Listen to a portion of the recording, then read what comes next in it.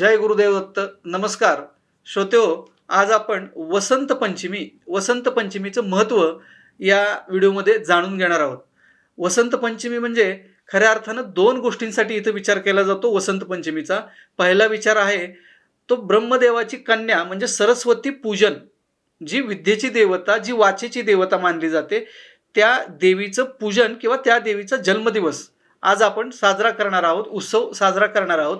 आणि दुसरा जो आहे तो म्हणजे कामदेव, श्रीकृष्णांचे पुत्र कामदेव यांचा हा जन्मदिवस आहे. जी स्त्री पुरुषांमध्ये सुलभ कामभावना असते त्यांचा कारक ग्रह किंवा त्यांचा कारक देवता जी आहे ती कामदेव आहे आणि त्यांचा आज हा जन्मदिवस आहे. आणि ह्या दोन्ही कारणांनी आज आपण हा व्हिडिओ बघणार आहोत. वसंत पंचमी हा दिवस सरस्वती देवीचा जन्मदिवस म्हणून मानला जातो. या दिवशी विशेष करून सरस्वतीचं पूजन केलं जातं. सरस्वतीच्या पूजनामध्ये यावर्षी आपल्याकडं 2 फेब्रुवारी 2025 या दिवशी आपल्याकडं वसंत पंचमी आपण साजरी करणार आहोत. यावेळी सरस्वती पूजनाचा जो मुहूर्त आहे तो सकाळी 7:09 झाल्यापासून पुढे 12:35 हे सरस्वती पूजनाचा कालावधी आपल्याकडे दिलेला आहे. सरस्वती पूजन, सरस्वती ही जी देवी आहे ती आपल्याकडे जशी गणेश बुद्धीची देवता मानतो आपण, त्याचप्रमाणे सरस्वती ही विद्या, अभ्यास, ज्ञान आणि विशेष करून बोलण्याशी संबंधित असणारी ही देवता आहे. सरस्वती देवीचं स्थान विशेष करून आपल्याकडं जिभेवर आहे असं मानलं जातं, किंवा बोलताना सुद्धा आपण म्हणतो एखाद्याच्या बोलणं जर अतिशय व्यवस्थित असेल तर त्याच्या जिभेवर सरस्वती आहे असं आपण बोलण्यातून म्हणतो. तशा अर्थानं सरस्वती देवीचं स्थान हे आपल्या जिभेवरती आहे असं आपल्याला इथं म्हणता येतं. मग सरस्वती पूजन हा जो भाग आहे, सरस्वती पूजनासाठी आपल्याला सरस्वतीच्या फोटोचा, सरस्वतीच्या यंत्राचा किंवा आपण सरस्वती पाटीवरती देखील काढू शकतो. आपल्याकडे जी पुस्तकं आहेत नवीन जुनी, याचाही आपण इथं पूजेसाठी उपयोग करू शकतो. या कालखंडामध्ये सरस्वती देवीसाठी आपण पिवळ्या रंगाचं फळ, पिवळ्या रंगाचं वस्त्र किंवा पिवळ्या रंगाच्या कोणत्याही वस्तू याचा उपयोग आपण इथं करणार आहे. कारण पिवळ्या वस्तूंचा विशेष करून इथं आपल्याला उपयोग करायचा आहे. कारण सरस्वती देवीला पिवळा रंग अतिशय प्रिय असा सांगितलेला आहे.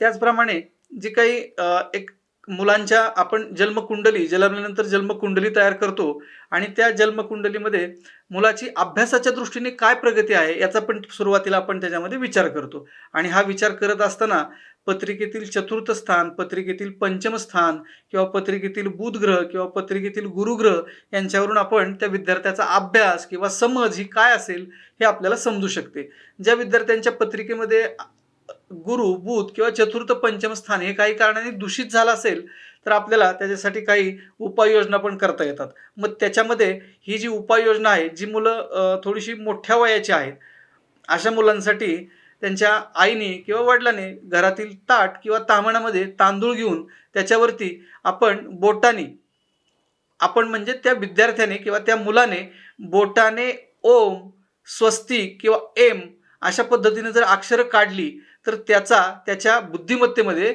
अभ्यासामध्ये प्रगती होण्यासाठी आपल्याला इथं याचा उपयोग झालेला दिसतो.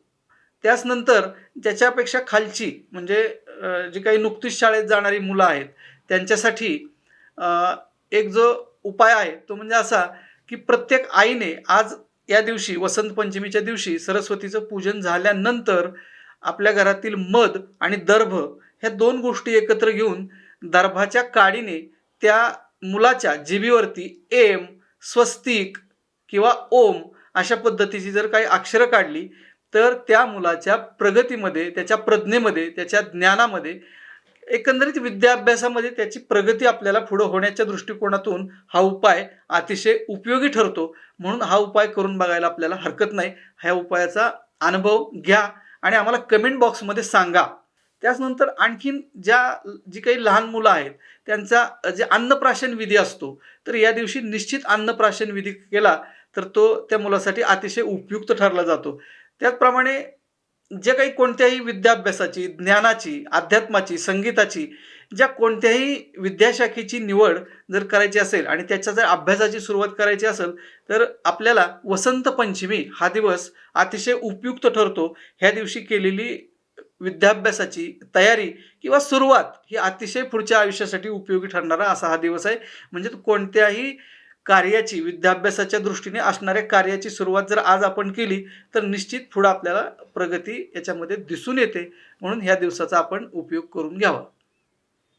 ज्या विद्यार्थ्यांना अभ्यासामध्ये फारशी प्रगती होत नाही किंवा गती मिळत नाही किंवा मगाशी आपण उल्लेख केल्याप्रमाणे चतुर्थ पंचम स्थान दूषित आहे, मग अशा वेळी सरस्वती यंत्र आणि सरस्वती चालिसा याचा जर त्यांनी विशेष संख्येने पाठ केला तर त्या मुलाच्या बुद्धी किंवा त्याचं जे काही ज्ञान प्रज्ञा हे आहे त्याच्यामध्ये आपल्याला वाढ झालेली दिसून येते. वसंत पंचमी आपण मगाशी म्हटलं की वसंत ऋतूचं हे आगमन झालेलं आहे आणि वसंत उत्सव खऱ्या अर्थानं सुरू होतोय.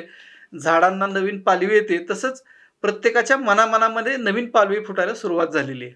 मग त्याच्यामध्ये हा जो वसंत पंचमीचा एक दुसरा भाग आहे तो म्हणजे आज कामदेवाचा जन्म याच दिवशी झालेला आहे. वसंत पंचमीच्या दिवशी कामदेव म्हणजे पहिला जो जन्म कामदेवाचा झाला तो ब्रह्मदेवाच्या पोटी आणि त्यानंतर पुढचा जन्म झाला तो भगवान श्रीकृष्णांच्या पोटी. कामदेव म्हणजे प्रत्येक स्त्री पुरुषाच्या शरीरामध्ये असणारी कामभावना त्याचा कारक देव म्हणजे कामदेव सांगितलेला आहे आपल्याकडं. खरं तर स्त्री पुरुषाची प्रेमभावना ही नैसर्गिक भावना आहे. आपल्याकडं अर्थ, धर्म, काम आणि मोक्ष असे 4 पुरुषार्थ सांगितलेले आहेत आणि त्या पुरुषार्थामध्ये काम हा अतिशय महत्त्वाचा पुरुषार्थ आपल्याकडे सांगितलेला आहे आणि त्याचा कारक देव हा कामदेव आहे. 14 फेब्रुवारीला परदेशातून आलेलं जे काही फॅड आहे व्हॅलेंटाईन डे हे आपल्याकडे साजरा केला जातो, पण त्याच्याही पेक्षा आपल्या हिंदू संस्कृतीनं या गोष्टींचा अगोदरपासून विचार करून ठेवलेला आहे आणि प्रत्येक स्त्री पुरुषांची प्रेमभावनेला वाट करून देण्यासाठी आजचा दिवस वसंत पंचमी हा दिवस अतिशय उपयुक्त मानला गेलेला आहे. वसंत उत्सव सुरू होतो या कालखंडामध्ये काही ठिकाणी काही राज्यांमध्ये रती आणि कामदेव यांचा उत्सव केला जातो. रती आणि कामदेवाबद्दलची गीतं किंवा गाणी ही सुद्धा गायली जातात.